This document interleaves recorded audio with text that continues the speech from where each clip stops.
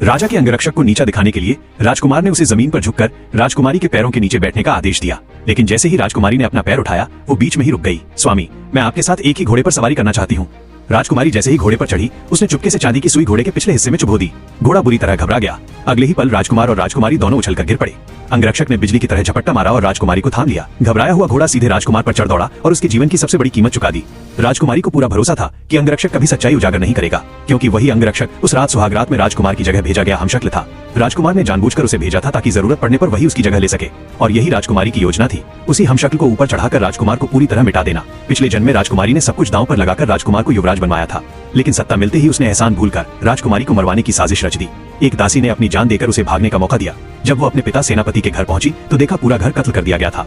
यहीं उसे समझ आया वो और उसका पूरा परिवार सिर्फ इस्तेमाल हुए थे। अगले ही पल राजकुमार के तीर से उसकी जान चली गई, लेकिन किस्मत ने उसे दूसरा मौका दिया। वो उसी दिन लौट आई जिस दिन उसकी शादी हो रही थी। शादी की रात एक दासी शराब लेकर आई। राजकुमारी जानती थी पिछली जिंदगी की तबाही इसी नशीली शराब से शुरू हुई थी। उसने चुपके से दोनों प्याले बदल दिए। राजकुमार शराब पीते ही बेहोश हो गया। जब राजकुमारी ने बदला लेने के लिए हेयर पिन निकाली तो अचानक उसकी नजर राजकुमार के शरीर पर गई।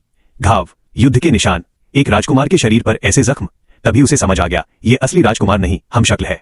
उसने उंगली काटकर सुहागरात का झूठा सबूत बनाया। सुबह तक असली राजकुमार लौट आया। राजकुमारी ने जानबूझकर रक्त लगे कपड़े दिखाए। राजकुमार का चेहरा गुस्से से काला पड़ गया। वो लौटते ही हमशक्ल को बुरी तरह पीटता है और चेतावनी देता है, मेरी छोड़ी हुई चीज पर नजर डालने की हिम्मत मत करना।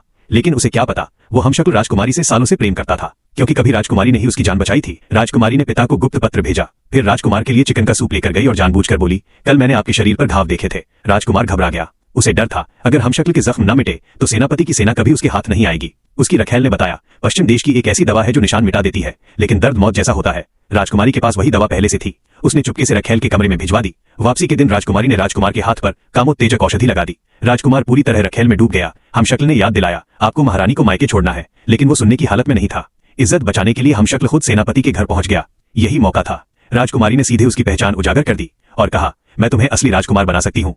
उसी पल असली राजकुमार गुस्से में चिल्लाया, निलय सिंह, तुम दोनों यहाँ क्या कर रहे हो?